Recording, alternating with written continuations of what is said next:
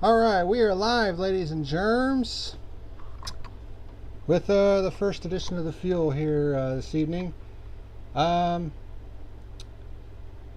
This race was trash. And of course, I'm talking about the Monaco Grand Prix, the supposed crown jewel of Formula One. It was anything but. And I have a feeling this review won't take all that long, so let's get into it. This is the Fuel.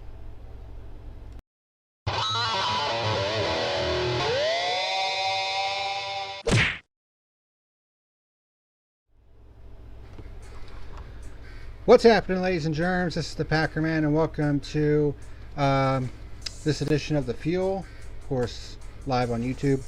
It's the first edition of the Fuel today. Of course, I got the Cup race later on tonight, which is at Circuit of the Americas, which that'll be interesting. But to start with, we're going to be talking about the 2021 Monaco Grand Prix, back after a year absence due to COVID. And you know, this is considered the crown jewel race of Formula One, but it was anything but today. This is episode number 88 of the Fuel. The title of this review: Crown Poop. A crown jewel that was poop. Like, oh my god. I watched all 78 laps of this fucking race. I don't think I've ever watched a more boring race in all the years that I've been watching motorsports. Like, it was absolutely fucking putrid to watch this race today. It was garbage. You cannot pass at Monte Carlo. And of course, with these F1 cars, basically as long as land yachts, it seems like, there's just no way you can pass at this track. I mean, yeah, they have DRS, but the DRS zones are so fucking small that they don't have any sort of, they don't give any sort of advantage whatsoever. And I did not see one single goddamn pass on track this entire race. I mean, it made the fucking Dover race last week look like fucking Talladega in comparison. And that's sad. Like, good grief, man.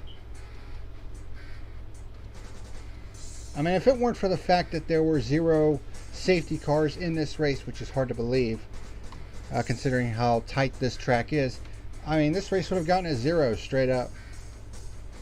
But it's not going to get a 0, but only just.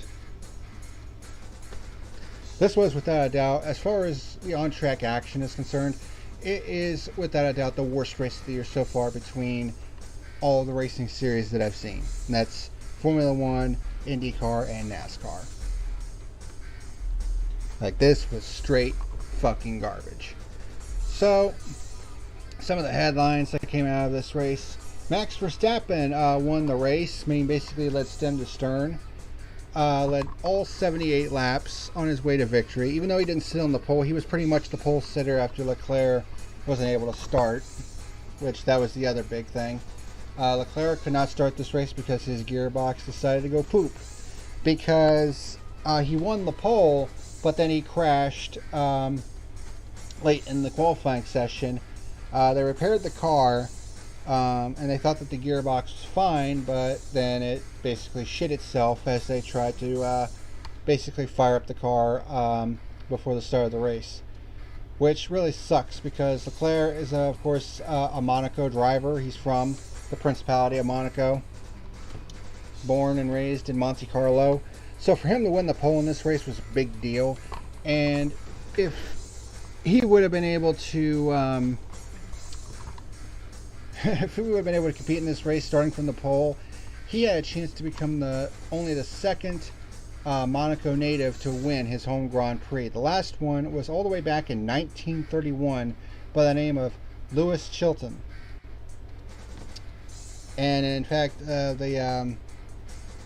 think one of the chicanes at Monaco is named after him as a result.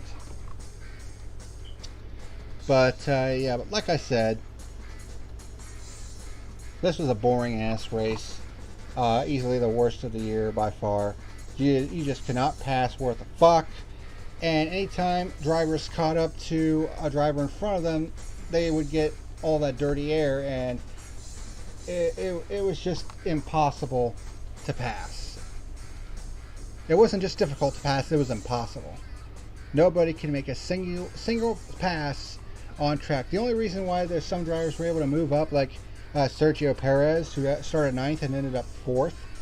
The only reason why he was able to do that is because he stayed out on tires and did the overcut.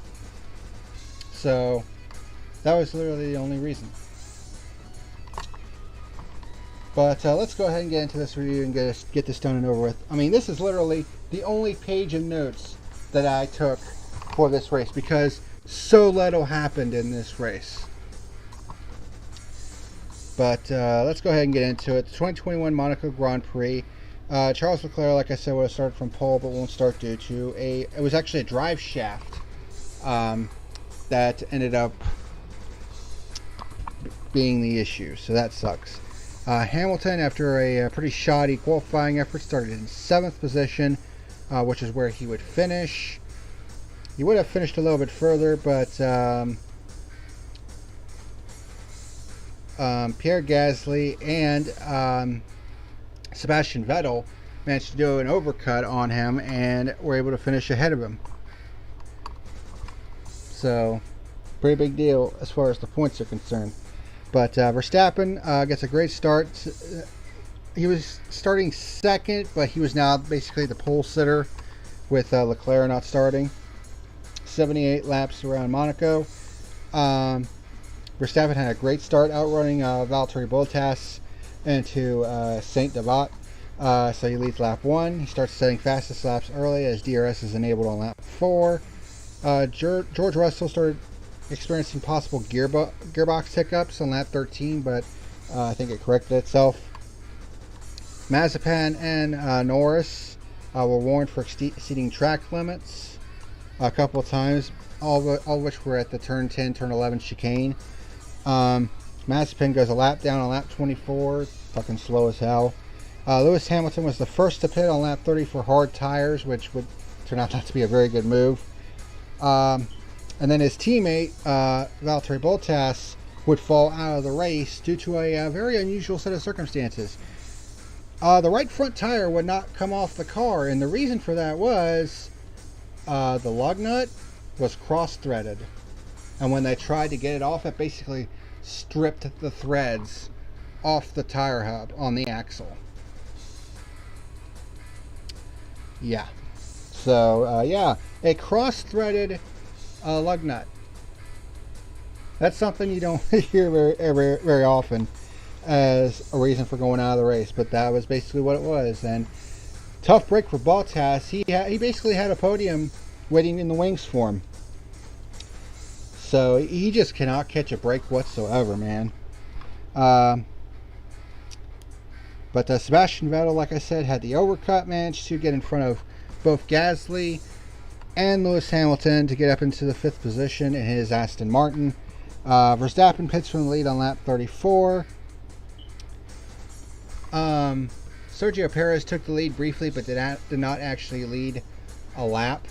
He actually pitted a lap after Verstappen, so Verstappen never actually lost the lead in terms of laps led. He led from lap 1 all the way to lap 78.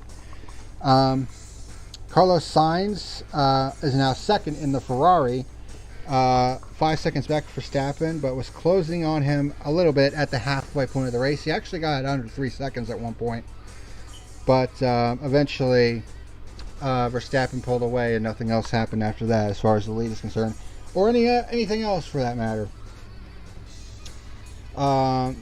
At this point I was like, man, literally nothing of interest was happening. There was a decent battle between Ocon and Giovinazzi. They were fighting for the 9th position. Perez starts closing on Lando Norris for the final spot on the podium. He was actually a ways back, but was closing on him pretty quickly. Lance Stroll was put under investigation for not staying to the right of the pit exit line because they thought he crossed over the line when he came out of the pits, which would have been big for him because he was 8th at this point, which is points, which would have given Aston Martin double points. But after looking at the footage, they determined that he did not cross the line. He was on the line, but he didn't actually go over it. So they determined that there was no further action needed for that. Hamilton pits from the 7th position for soft tires. He had enough of a gap to the guy behind him that he could stop and put on the soft tires and try to get a fastest lap, which would have been a bonus point, which he actually did. And not only that, he set a new track record. The previous record was like a 114 something.